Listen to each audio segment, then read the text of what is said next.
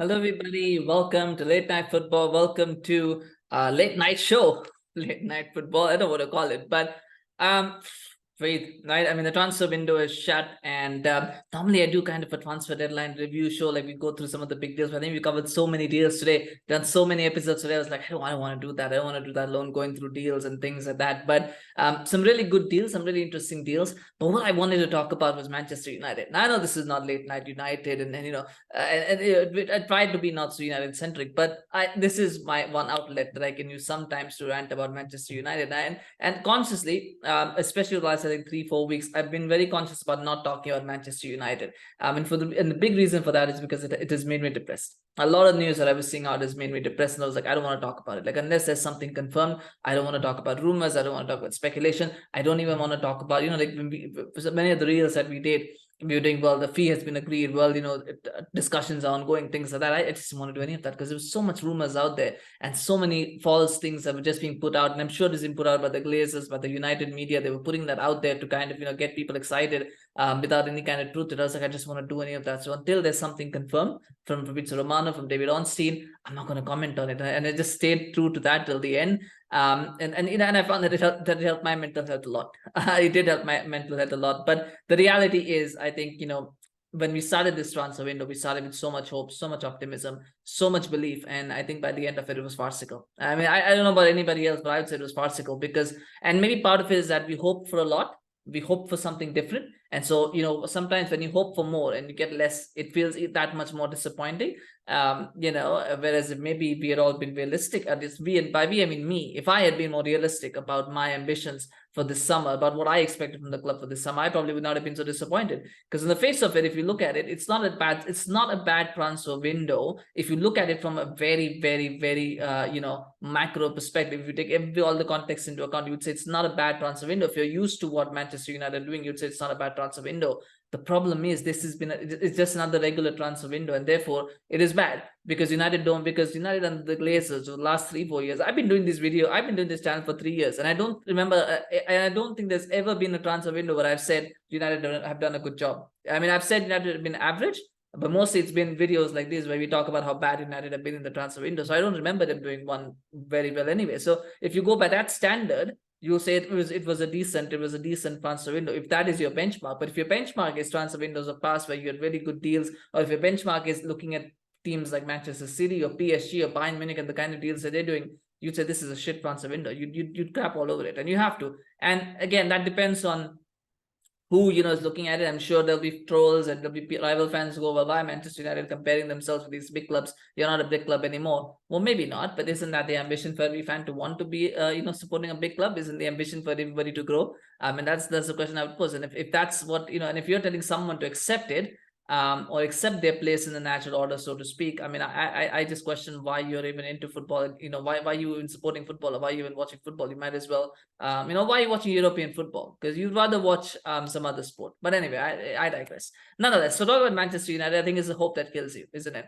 But that being said, I think a lot of the optimism was because we thought it was going to be a takeover. Right? I mean, we kept starting it from February, became March, became April, became May. We thought at some point Qatar is going to take over, some point the Sheikh is going to take over, and then everything will change. There'll be not that we'll suddenly bring in Mbappe and Messi and all these players, but just the way that things are done will change. Just the way that things happen will change. I think not having that takeover completed before the end of May, I think that sucked a lot of the optimism out of the fans. At least for me, it sucked a lot of my optimism out because, and I noticed that on Twitter for many others as well. I think it's almost like the air out of the room, a proverbial room. The air out of that proverbial room was sucked out because you immediately knew what was going to happen. Because think about it logically. I mean, the Glazers know that they want to sell. Like, not that they want to sell, but they know that at some point they're going to be pushed to sell. And once they put the news out there, I mean, even if they didn't have any intention to sell it, and there's a lot of conflicting things that I don't really want to get into because it is so farcical. The ownership situation itself is so farcical that if I had to do a video, I could do a 2-hour video about just that. And I'm sure anyone would have discussions of hours over that because of how bad that whole thing has been managed. But the moment you put that out there, you've kind of resigned yourself to saying, right, we're going to have to sell this thing. And when you're selling an asset, if you're the Glazers, how much money are you actually going to put into trying to maintain, all you're going to do is you're going to try to maintain the asset value. You're not going to grow that asset value. You're going to try to maintain that asset value, because that is what it was all about. So it became asset maintenance. So it was going to be a very similar transfer window to what it has always been, because that is what has worked for the Glazers in terms of maintaining asset value. It hasn't worked in terms of winning anything, but that is not the Glazer priority. The priority is that the asset value should be maintained, and thereby maintaining it means it will grow automatically, because maintaining value means stay in the Premier League, play in the Champions League, get that money going, maybe go a little bit deep in the cups every once in a while, but ultimately that will increase your value, because the value of the Premier League and the Champions League increases, automatically Manchester United value increases without doing any work up to it. There's a brilliant article on The Guardian, by the way, today that was released about the Glazer ownership, and I recommend everyone to read it. I don't normally do this, and it's not a plug, but go read that article on The Guardian. It's a fantastic article about the United ownership. I think it encapsulates everything that we've been talking about. And I recommend any Glazer in or Glazer in trolls who are mostly rival fans to have a read of that. If you're watching this video, go read that, because that is an article, if that doesn't convince you about why United fans are Glazers out, and you don't have to agree with that. You don't have to agree with why they are Glazers out. But every time I hear somebody trolling and talking about, why do you hate the Glazers? They spend money. It blows my mind off. Little smoke comes out of my ears. But go read that. If that doesn't change your mind as to why the United fans are Glazers, now you don't have to agree with why they're out of it, right? You don't have to agree with the reasons why United fans are Glazers out, but to just simply dismiss it as just entitled United fans doing that, I mean, that to me is a bit facetious and quite frankly annoying. So go read that article, and then if you still think it's pretentious and you still think it's facetious, and I think there's nothing more to say. If that doesn't convince you, nothing will. It may not convince you that the Glazers are bad owners and that the Glazers should be kicked out. That's fair, and that's your opinion. I can respect that. But to dismiss that opinion as pretentious or facetious when United fans say they want Glazers out, that I think needs to change. And if that article doesn't change your mind about it, nothing will. Nothing will. You just forget about it. Nothing will. But go read that article. It's a fantastic article. All things aside. But that's basically what happened. And so once you got into the summer, I think you look at the incomings, and one of the things that I note here is that we thought, maybe we'll get Kane, even with the Glazers in charge. Many people thought they might get Kane, many people thought they might get Osimhen, many people were thinking that maybe we'll get a couple of midfielders. I mean, and you think about all these things. I mean, Kane and Osimhen for me were very, very far-fetched anyway. I didn't think those were possible, but I thought maybe a Kolo Muani might be possible. Maybe, a Hojlund, of course, was possible as well. I thought, you could get that. But when you look at the transfer as a whole, I think for anybody who says Ten Hag has been backed, right? I don't look at money. Money is not important. When they say that 200 million pounds spent, Ten Hag is impact, I say no, it's not about the value, because I could spend 150 million pounds on Kylian Mbappe, tomorrow, and say I backed the manager because I spent 150 million pounds. No, you didn't, because you bought a player that maybe the manager didn't need, maybe the manager didn't want. What about the other positions that he needed, right? And again, it's superficial when people talk like that without looking at the context. The context of Ten Hag being backed is that 6 players need to be signed: 2 strikers, 2 midfielders, a defender, and a goalkeeper. A centre back and a goalkeeper. Now, you could have added a fullback, but I think the fullback would have been pushing it. But these 6 needed to be signed. At the very minimum, 6 players need to be signed. If you wanted to back Ten Hag, 6 players needed to be signed. We got 1 striker, we got 2 midfielders, but one of them really wasn't a midfielder that was needed. But nonetheless, if you want to, because you need a box to box and a CDM, we got a box to box. We got 1 player who can do box to box and CDM, and then we got another one who's, I don't know what kind of midfielder he is in Mason Mount. I don't know, but you got 2 midfielders anyway. You got a goalkeeper. That's it. You didn't get the centre back, and you didn't get the other striker. And the 1 striker that you did get is actually is supposed to be a backup striker who's now going to have the pressure of being a top striker when we don't even know if his body is capable of holding up towards that challenge. Let alone his talent. His talent, I don't know whether he's talented enough to be a number 1 striker for Manchester United. We don't know that. His potential, we don't know if he will fulfill it or not. But even physically, can his body even match up? There are already injury concerns to him, so can he even match up to them? We don't know. So he signed 4 players, and you suppose, and one of them is already, and out of that, I think 2 of those will be bench players. In Mount and Hojlund will actually bench players who are going to have to work hard to become first-team players. Mount shouldn't be a first-team player, but he's going to be pushed to that status for whatever reason. Hojlund shouldn't be a first 11 player right now. He's very talented, but he shouldn't be a first 11 player. But he's going to have to take on that responsibility because there's nobody else. So I wouldn't say, no matter how much money, and this could have been, you can spend 100 million pounds on all these players, spend 400 million pounds. Would you say the manager's impact? I would say no. I'd say that's shit ownership, that's shit recruitment. Right, that's what it is. But when you look at the recruitment itself, I mean, I remember giving 9 out of 10, 10 out of 10s to PSG, to Bayern signings, to Real Madrid signings, to City signings, Arsenal signings.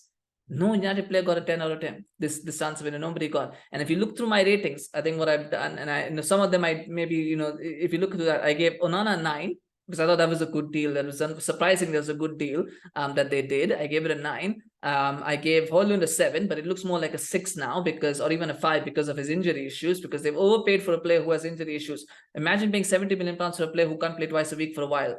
You're basically, and I don't even think we will see the best of Hojlund until next season, honestly. So I gave it a 7, but it's looking more like a 5 at this point. But I'll reserve judgment. I'll give it as a 7 for now. I'll keep it there.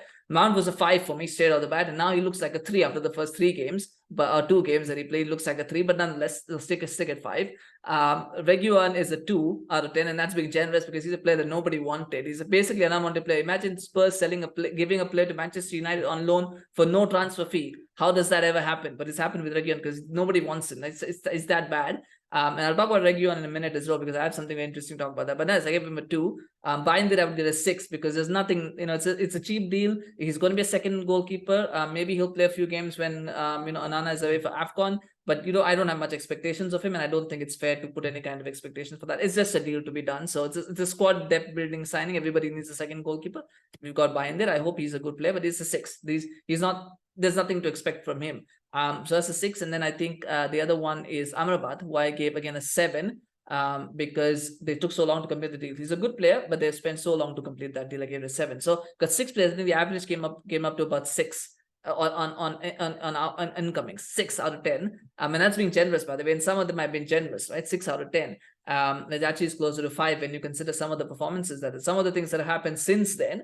You're probably closer to 5, but let's say 6 it is. In terms of, that's an average transfer window. That's an average transfer window. At a time when you need to have a world-class transfer window, if United wanted to become title challengers, I'm not even talking, they're not going to win the title this season. No matter what Manchester United did, they were not going to win the title this season because City are just so too damn good. It's going to take years to catch up to them. But I thought even at least if we can get to the point where they can challenge for the title, that would have been good, right? You probably needed a 10 out of 10 window. They got a 6, and I don't think they will make top 4 this season. That's how bad it has been. But the real farce has been in the outgoings. It has been in the outgoings. When you look at the outgoings, you think about McTominay had a 30 million pound offer, which was rejected because United somehow thought he was worth 40 million pounds for whatever reason. Maguire, they had a 30 million pound bid, which was rejected because United wanted more money so they could pay off Maguire. And West Ham just said, middle finger, take that. The middle finger is for you. Take it. We're going to go and get somebody else much cheaper. And they went and did that. So, so West Ham just walked away from it. I mean, to lose money like that, I mean, imagine even if they had given away 6 million, in fact, not 6 million pounds, actually wanted 12 million pounds. And that, I have a little bit of sympathy for Manchester United for the Maguire deal because it was giving 6, they were willing to pay him 6 million pounds and he was asking for 12 million pounds. Now, that's just greed. For Maguire, that is just greed. But then again, Manchester United put themselves in that position by giving out such a ridiculous contract to an average player.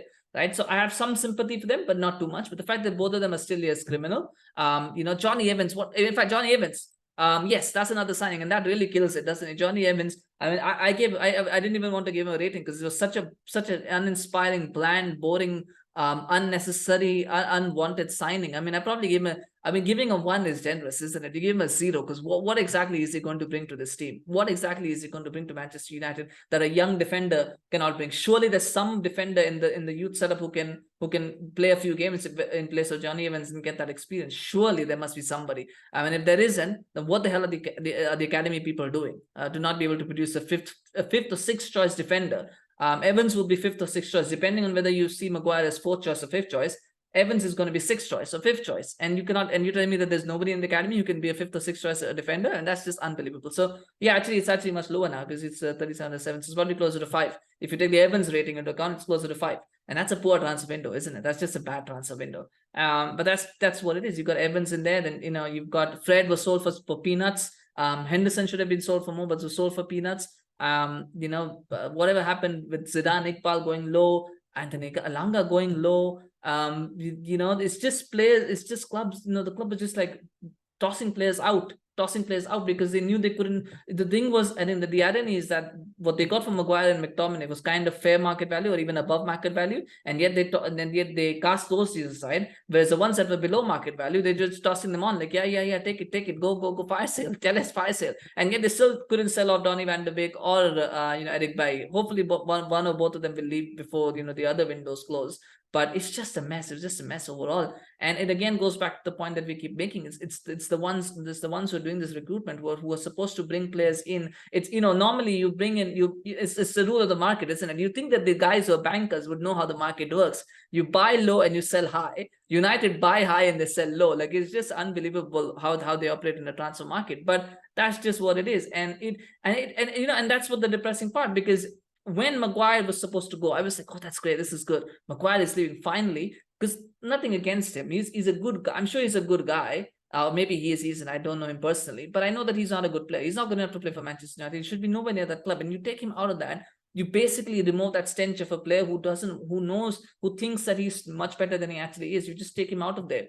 And yet everything was done, and then it kind of just fell apart, and it made me fall apart as well. That was the deal that really broke my faith in Manchester United and broke my faith in this transfer window, because when they messed up that deal, I was like, that's it, I'm done. Because I reported on that deal. I did a couple of videos on that deal. I was like, this is great, and then he doesn't go, and I was like, I can't do this anymore. I can't do Manchester United news anymore unless it's official, confirmed news, because I just don't like it. I just don't like getting excited about some shit that is just not happening. So it's just sad. It is just sad to see how things have played out. And like I said, that's what makes it farcical. Now, if we had gone into this transfer window knowing that Maguire wasn't going to leave, McTominay wasn't going to leave, we're only going to get a couple of the half decent players that are going to come in, maybe some potential players, I would have been okay with that. I said, that's fine. That's typical. But the expectations were so high that ultimately they couldn't live up to that. And it's fine. Sometimes you aim here and you don't always get here. You get here and you're still okay. I think United, they were aiming here, but they actually probably went there. Like, you can't even see it because it's below that. That's how low they went. And that's just disappointing. That is the disappointing part. I don't know what's going to happen. The Arsenal game, I think, is going to be an important marker, because apparently Hojlund is going to be fit enough to play. Maybe Reguilon will play. Maybe Amrabat will, of course, not play that game. But, that's fine. I think we're going to see a few of the other players playing. And it will give a good indication of where United are, because I fear that game is going to be a battering. It's going to be an absolute battering. I think United are going to get battered in that game. As long as Arsenal show up with their scoring boots on, because they'll get chances. All they have to do is finish them. As long as they show up with that, as long as they don't show up like Wolves, if they play like Forest played, if they play like Spurs played, they'll win this game 3-0, 4-0, 5-0, whatever. The scoreline can be whatever they want it to be. That's the thing. The scoreline for Arsenal can be whatever they want it to be. They just had to show up with their finishing boots, and that's the key. But talking about Reguilon, and I want to talk about Reguilon, because that's an interesting one to me. Again, it goes back to the point that I'm making about these academy things.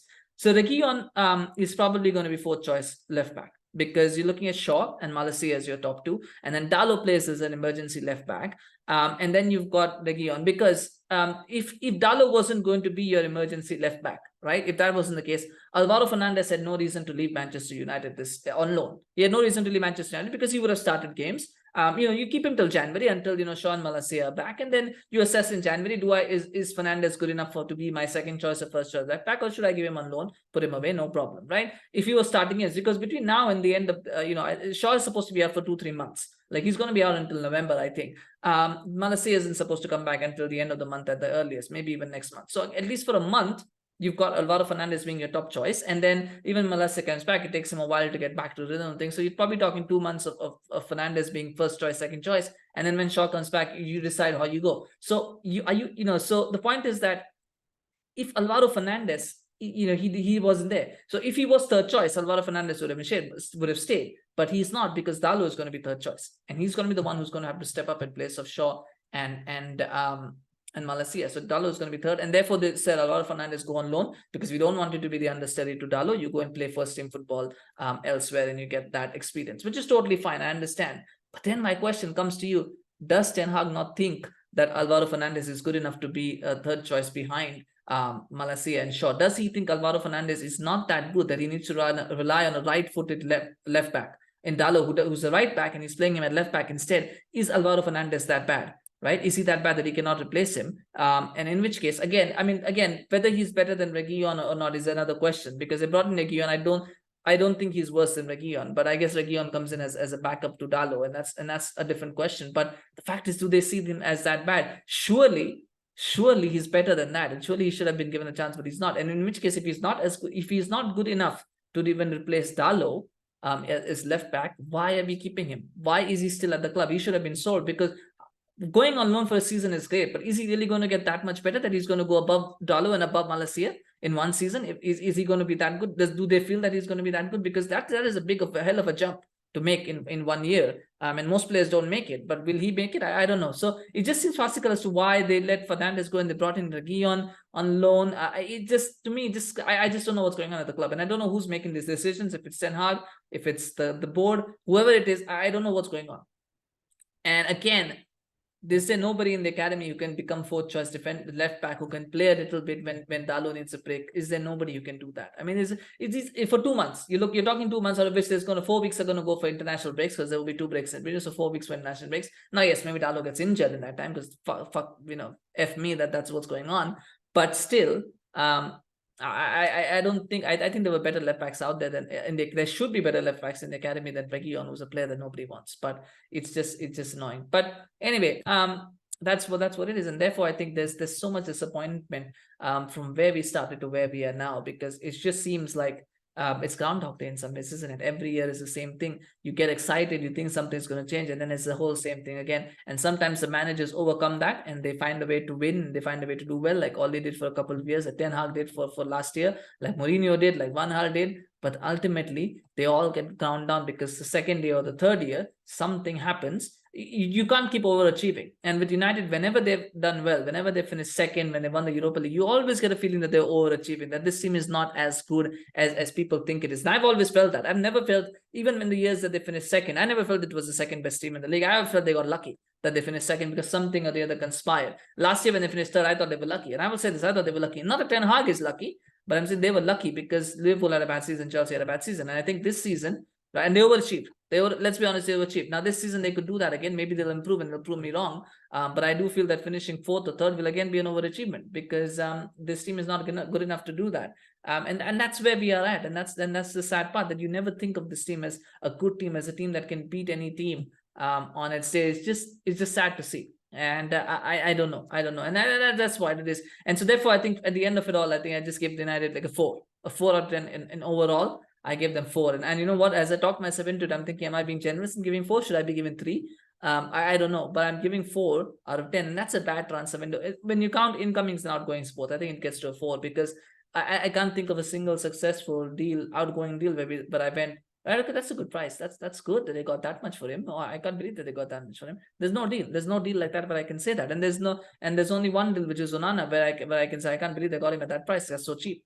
Right, I can say a lot of I can't believe they got him at that price, because that's so freaking expensive, like Mount and Hojlund. But there's one deal that is a fair price deal, and there's one deal and there's no deals that are fair price outgoing deals. So it's just weird, and it is bad. And again, and going back to the article, and I will finish on this article, on that Guardian article I was talking about before. It's a very good point that they made there, that Ed Woodward was someone who had no football experience before he took the CEO job. He has no football experience. He's not in football right now. He's gone back to his banker's job or whatever. He's not in football anymore, because nobody else wants him.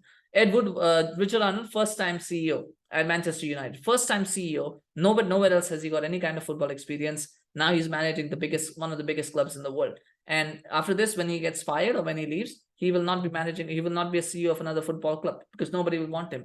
John Merton never had any kind of football experience. Is the director of football at one of the biggest clubs in the world, has no football experience, will not have any after this job. So we are hiring people. Why are these people being hired? Why is one of the biggest clubs in the world hiring people who have no experience of football? Now, I understand you don't always gain your experience, through the industry that you're in. It's very common for people to switch industries, but you still expect somebody to have that some kind of, if you're going to hire somebody as in an executive position in a big sporting institution, you at least expect them to have some kind of sporting experience. Maybe not in football, maybe in baseball, or maybe maybe basketball, something. But at least they have some kind of experience, right? It just makes you think, okay, maybe he can translate it or she can translate it. In this case, they're hiring people who have no experience at all in sports. Forget football. I don't think they have any kind of sporting experience. And yet they're hiring them and expecting them to do the job for one of the biggest sporting institutions in the world. And we know why they're hiring them, because these are yes men who are very happy to be in these jobs, because they know they know they're underqualified for these positions that have been given. They know they're going to make a lot of money, and so they would be willing to do whatever it takes to be a success in the eyes of the owners, not in the eyes of the fans. In the eyes of the owners, they will do whatever it takes to be a success, and that means penny pinching, more advertising and sponsorship deals. And doesn't matter what the hell happens with the team. They win a trophy here, they keep the fans happy. It doesn't matter. What we want more money, and I hope that these things will change soon. I don't want to speculate about the ownership. Someone is saying October. I don't think it will be done by October. I think every time I hear a deadline, I'm like, yeah, they said October, then it'll become November, then it'll become September, December. I wouldn't be surprised, and I said this before, I wouldn't be surprised the Glazers still here in Christmas time. They're still here because it's a process that's dragging on, and they will drag it on. And the reason why it's dragging on is because nobody has put their foot down and said, this is the maximum that we are paying. Take it or leave it. We are walking away. Nobody has done that yet, at least publicly. I don't not heard of it. So if that is the case, they'll keep milking. They'll keep milking. Say, yeah, they put another million, put another 10 million, put another billion. Who cares, right? Put more. That's the way it is. So, but let's see. Let's be optimistic. Let's be optimistic that will happen. I don't want to dampen spirits, but it is I did want to do this rant because I was like, I wanted to do this video because I was like, this is something that I want to talk about, but I didn't want to talk about it while the transfer window was still ongoing because I wanted to wait and see what do they do exactly with this whole thing. And what we have seen now, I think it gives a much clearer picture of what's going on, and it's much easier to react to something that has happened rather than speculate on something that is not. And there's a lot of there's a lot of negativity to go through, and it is. And what I will say as well is that apparently there was also saying that United officials feel they've done a very good job in this transfer window. There are people who think that they've done a good job in this transfer window inside Manchester United. If that is true, I mean, God help us all. I mean, God help us all as long as they're on, because again, it shows standards, right? It shows what the standards are for this group of people that are running this club. That's a standard, and I don't blame them because, like I said, if you are, because you're in the, because if you are if you have the context of what Manchester United are as a football club, and if you have context of what Manchester United usually do, you would say this is an average transfer window. You'd give it a 6 out of 10. You'd probably give it a 6.5 out of 10. You would if you because that's the standard that you're used to. You would say yes. Based on the last 3-4 years of transfer windows, this is probably a 6.5 out of 10. Now, if you're giving it a 6.5 out of 10 as a fan, obviously, the people who are working will overrate it. So they'll say, well, oh yeah, it's a 7, 7.5, it's an 8, right? And so they'll think it's very good. 7, 7.5, 8 is very good. 7 to 8 out of 10 is very good. So you can understand why they think it's very good. The problem is those are not the standards that you should be held to. As a United fan, you cannot hold United to that kind of low standard, because then you've got to look at what Manchester City are doing. You've got to look at what Chelsea are doing. You've got to look at what Barcelona are doing, PSG are doing. What are they doing? They are Barcelona are financially skint. They're broke, and yet they're doing better deals than Manchester United, who are also apparently skint, but not as skint. So if they can do those deals, why can't Manchester United? If Manchester City can do those deals, why can't Manchester United? If Chelsea can do those deals, why can't Manchester United? That is always a question. That is a question that used to be asked. It's a fundamental question. And any troll who goes, "Oh, we can't compete with them because they're bigger club now," no, just forget about it, right? I mean, that's United standard. That has to be the standard for Manchester United. That is where we used to be. Not that long ago, 10 years ago, 12 years ago, that's where we used to be. That's the standard. The standard is not what it was a year ago. The standard is what it was 12 years ago, 13 years ago, 14 years ago. And you have to get back to that. It is not entitlement. It is not, pretentious to want to be a big club again. There's nothing wrong with that. You have to be realistic. Yes, you have to be realistic. United are not going to go and sign Messi and Mbappe and Ronaldo, or Haaland. They're not going to do those kind of deals. But you can still make smart signings. You can still make cheap signings. PSG have shown that. You can make good value signings, and you can do them in a very efficient manner. You just need to have the right people in charge who know what the hell they're doing. And if you have that, you can do it. Bayern have shown it. Forget PSG. Bayern have shown it. You can do it. Yes, they had the farce with Palinia and Bella Kotchap and Chalobah. They had that. But by and large, they were a very good transfer window. And the reason for that is because they've got people who know what they're doing. In general, they know what they're doing. They know how to get these kind of deals done, and they know what they want, and they know how to get it. United don't. United is just a club that goes that just is this fake bullshit. That what they do is they try to fake being, it's the thing about fake it till you make it. United just fake it and keep faking it. United just fake it till you keep faking it. That's what they do. You can act tough, but unless you put weight behind that toughness, you're not going to succeed. You can't succeed when you go and tell a club, we're not going to pay 75 million pounds for that player, fuck you, and then 10 days later you come back and say, right, we'll pay 85 million pounds because we really want him. That's not toughness. That's stupidity, right? You got to be that, and it goes back to the point that in any transfer window, and I'll end because I know this is going long, but I'll end it on this. For any transfer, right, you've always got to have a backup. You always got to have your first choice, and you've got to have a backup.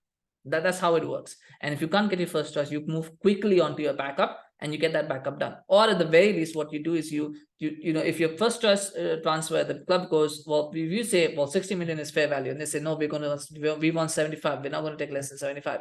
You've then got to go, right, are we going to pay 75 and get this done, or start negotiating with another club for the backup player? And you get that, and then you go, right, well, this deal is done for 50. Do you want us to pay 60 now, or we move on to that? And then you let the club decide. There's ways to do it. There's ways to do it. And there's this, I mean, I'm not trying to be, an executive here. I don't know how these things work. I'm not an expert, so I'm not going to pretend to know how these things work. This is just one of the ways that I think it could work, right? But obviously there's more nuance to it. But the point is, there's nothing from the owners, from the people who are supposedly smarter than me, who should be knowing how to do these things. They seem to not understand these things.